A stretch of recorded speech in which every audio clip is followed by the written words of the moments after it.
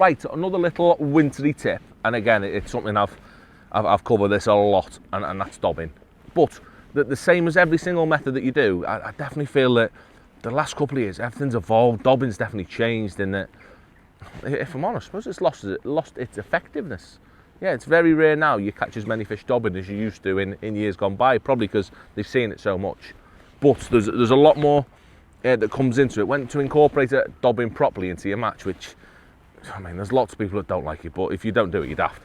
Yeah, in the winter, it has to be done at times when fish just don't feed, whether it's the first hour of a match or whether it's when it's rock bottom and really we should be at home at the pub, then you've got to do a bit of dobbing, you know what I mean? On a commercial match, you've got to dob at some point. But the way we used to, or the way I used to, it's definitely changed. You know what I mean? I used to be all about finding all the little rat holes and poking these little pokey rigs in, and it was always about features. You know, fishing to features where fish had holed up in the winter, which on its day, it still catch a few fish these days.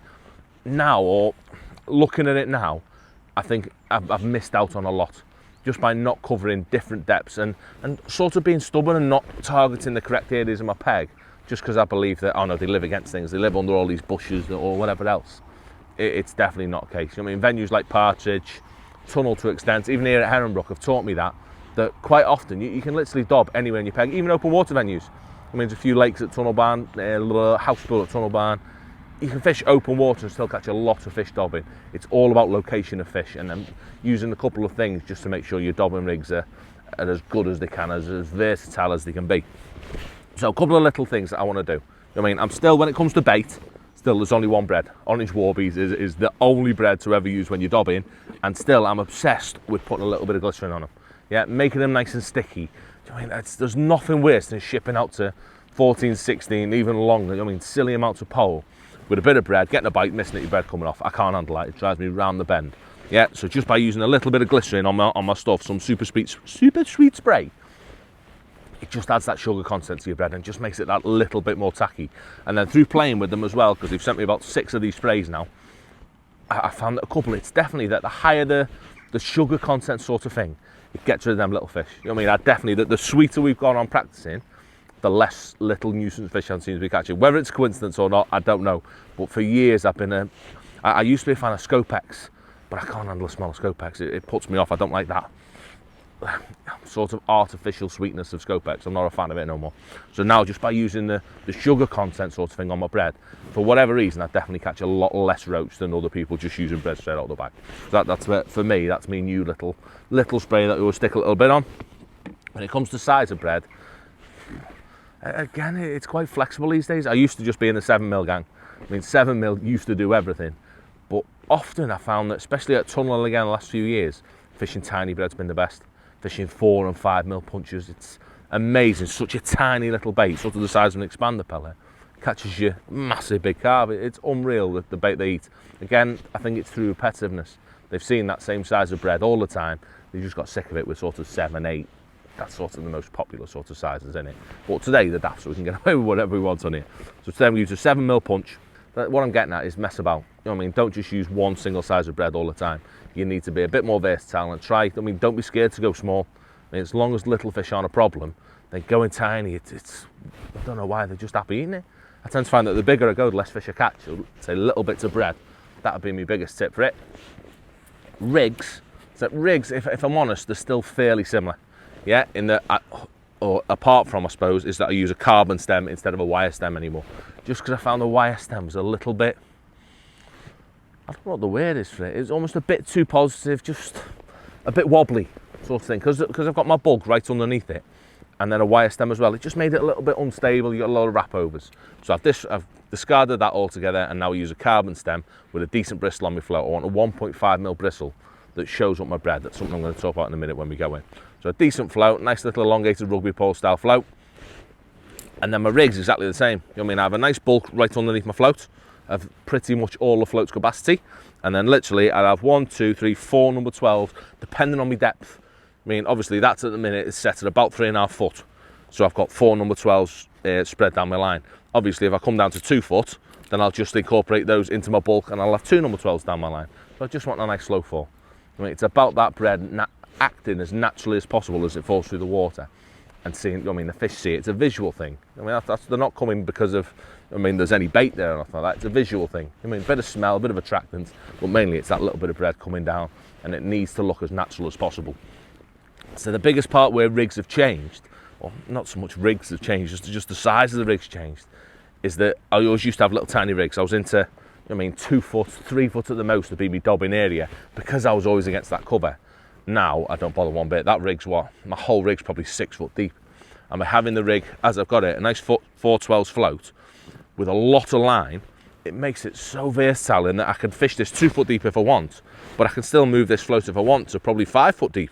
And I can potentially catch fish like bottom of the shelf, even in the track on days. Maybe open water in 5 foot, if it was 6 or 7 foot. Just using a big, massive, long rig just makes it mega versatile, and I can literally drop it in any area on a peg just by, I can whiz my float up to 5 foot, have a quick go there, no bites there, back up. You can move about, you know what I mean? You never know on the day where they're going to be. They can literally be anywhere in your peg when it comes to dobbing. So having a more versatile rig, just the one that I can move about with components that are movable as well on some nice robust line. They definitely, for me, gave a different element to my dobbing, and that I can fish different areas of my peg, which in years gone by I wouldn't have caught fish before. So as well as sort of how rigs have changed a little bit, I suppose a big factor of dobbing these days is sort of the time that I do it in the day that has changed a lot as well. I used to always be a big fan of starting off dobbing straight away and see what was going on. But these days, again, at the venues that I'm mainly focusing on for myself, like the Tunnel Barn, I find that by dobbing to begin with, you can often fall behind.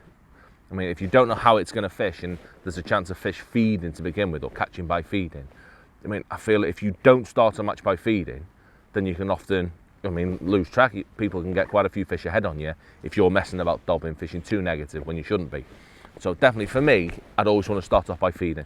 It's what I'd have done in today's case. I'd have probably started on a typical canal sort of style lake. I'd probably be looking at 3 or 4 foot, and I'd start fishing there with either maggots or pellets or whatever was right for that venue. Once I've fished an area, the time that I'll start dobbing is when I've either caught a few and I stop catching and I feel that the lake's shut down because everyone else has stopped, or whether I've fed to begin with just to make sure I don't fall behind and no one's caught. If that's sort of gone on 10, 15, 20 minutes into the match, no one's had a bite, then that's time to pick a dobbing rig up. You need to look at dobbing as it's a way of catching when nothing's feeding. Yeah, it's unless you're on the mother load of carp in the winter, then you're not going to catch enough fish, sort of F1 sort of style fishing, to compete with someone that's catching feeding. So it's only something you can ever, or you want to be employing when there's not a lot of feeding in your swim, and you just sort of, what I've referred it to before is like dangling a carrot. That's all you're doing, is looking for a group of fish and you're putting a bait among them, because they don't want to feed, they're not coming to your bait, they're just sat in an area and you're going to them. That's how you need to look at dobbing, to sort of make the most of it and to catch the fish these days. So first thing I want to do is whiz me bait on. Something I see a lot of people using as well is the incorrect punches for dobbing, which it sounds so insignificant, but it makes a big difference. In keeping me bait on, the last thing I want to do, like I say, is ship out and it fall off. It's a pain as it is with bread. So what I want is a very shallow punch. If I just whiz that bread off, you see that my punch is probably only 2 mil deep. So very, very, very shallow. That means it compresses the bread really, really tight when I actually do it in the first place, which straight away gives me a nice tight disc. It helps it stay on a little bit better. What I'll also do though, once my bread's on, I give it a big squeeze. Yeah, so it's already compressed. I'll give it a proper tight squeeze. Just make sure I haven't masked the hook or anything, so my point of my hook's still sticking out lovely. And that gives me a real tight bit of bread that allows me to get out to where I'm going. And it probably only starts swelling up once it's probably some point in the first cast. It's had been in the water a little while before it's actually going to start spreading or start swelling and give it any chance of coming off. So that sinks lovely and naturally. That's just what I'm after. So to begin with, I've got it set. So it's nice and cold, or it is fairly cold, and it's quite nice and clear, is what I meant to say then, is that I can probably see, I can see a foot. So the visibility for the fish to be able to see my bait is quite good. So I don't want to be going tight into that shallow water where it's probably only 2 foot at the back, because they're probably not going to be there. So by starting at what, you're going to give me, Rich, 3.5 foot, that's going to put me somewhere down the slope. The deepest I've got in this venue is 6 foot. Down the middle I've got 6 foot, so I'm going to actually dob this somewhere along that far slope. Do you know what I mean? I'm not bothered about plumbing up and finding out exactly what it is. Unless it was brand new and I didn't have a clue, then I can sort of get away with guessing. And I'm not actually too bothered quite often if it's on the bottom. You'd be surprised how many bites you get when it's on deck. So I'm going to whiz that in and see what happens in about 3.5 foot. So I reckon along the sort of shadow line there that we've got, I'll flick that way. I know there that I'm going to be off bottom. I'm probably going to be about a foot off bottom. What you're going to give me, 1.5 meters away from the far bank. And by holding that on a nice tight line, so you can see how my float's on the wonk, so it means it's in touch with my bread all the way down. That's falling on a nice tight line. You can see that bread's just starting to register now. And then slowly, because I've got a decent punch on, it'll start registering on my bristle. Don't know if that's a little indication then on the way in, or whether that's the weight of my bread. Oh, a little indication that.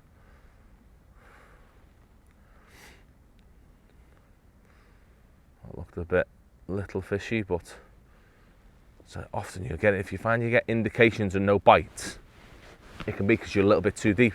Yeah, these fish will probably at this time of year be sat in a really tight ball. And if you're a little bit too deep and you sort of, your bread's going through the fish, then you often get them little tiny indications like I had then, and you don't get a bite. Which in which case, what I'll try and do, I'll try and lay it in quite regular to begin with, see if one will have it on the settle. And if they don't, then I'll literally just shallow up. Do you know what I mean? I'll just whiz it in and I'll take a foot off that. If I feel that they're proper fish and they're not little tiny roach or something, then it could be worth a go. But we'll see. And till I either foul hook a fish or miss a few bites or something. That was a proper fish, that. I thought that was going to be a little tiny fish having a peck, but it wasn't.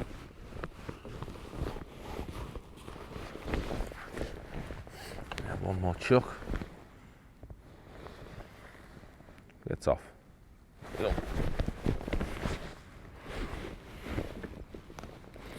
Yeah, really compress that bread. So you cannot have it tight enough your bread, just to make sure it stays on. It's ever so sticky with that spray on. Makes it very, very, very tacky. It just makes it stay on that little bit better when I'm whizzing in and out quite quick. Same, you can see that bread just sinking down lovely and naturally. I say it is a bit of a slow thing in it. How it falls, it's not really right.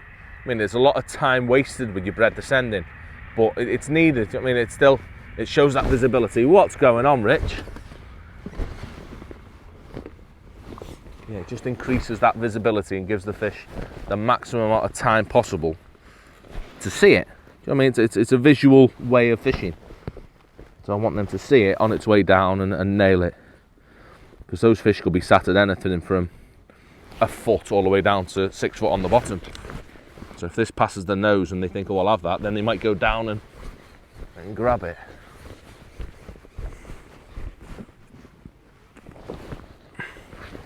Right, I'm having this one, Rich. We're going to catch one on this cast.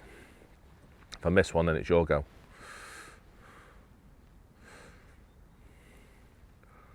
Have a little look there, little fish then. Drop it a bit closer in and see.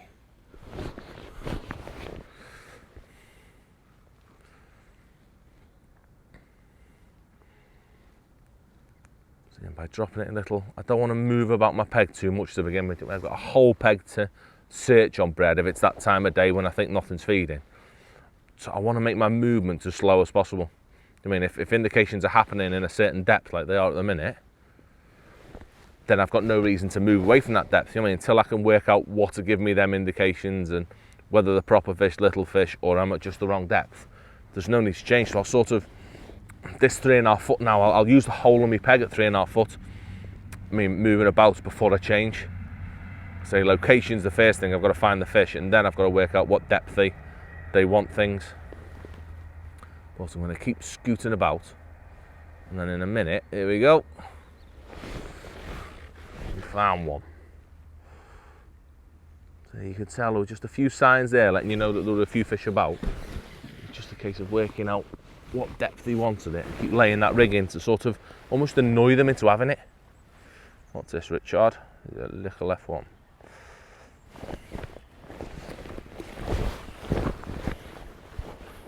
I mean, not the biggest, but definitely. So what it's about is about putting a few fish in my net when nothing's feeding whatsoever. So I'm gonna have another little go and see if we can find a big lad somewhere.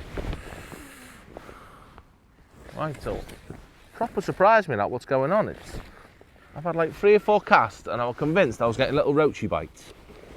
And I've shallowed up a foot. And it's one a flipping chuck. I mean, it's crazy. It just goes to show how perfect it has to be. I mean, I was getting loads of indications in that same area in my peg. But I wasn't good. Do you know what I mean? I was blaming it on roach. I was blaming it on little fish. But as soon as you shallow up, do you know what I mean? That's literally my first cast after taking a foot off. So I'm what, 2.5 foot now instead of 3.5 foot? And instantly, when you're in the right place, do you know what I mean? I catch one in the mouth. It was a little bit bigger, still not a massive one, but proper one big long tail on them, innit? But it definitely just goes to show having the more versatile rigs now, not just being stuck in that little tiny rigs for poking it in the far bank. Having a big long rig that allows you to, do you know what I mean, search your peg pretty much. I mean, it definitely puts me in touch with more fish and just allows me to, I mean, just search things better. I mean, I can whiz all over the place, drop it in literally any area of my peg I want, and give myself catching them fish wherever they're sat, instead of just being stuck to poking it in the far bank rushes and catching the fish that want to be over there, which on the day there might not be anything whatsoever in that shallow water for whatever reason. So being a bit more flexible with my dobbing rigs, so without doubt it's helped me massively to catch more fish this time of year, at a time when dobbing doesn't seem as effective as it used to be. Same again, it's solid. Right, Rich, you want to have a go?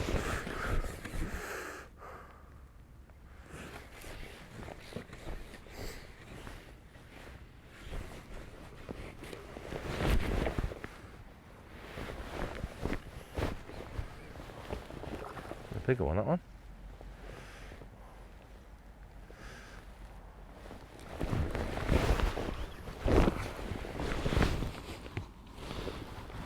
Yeah, it's a proper one.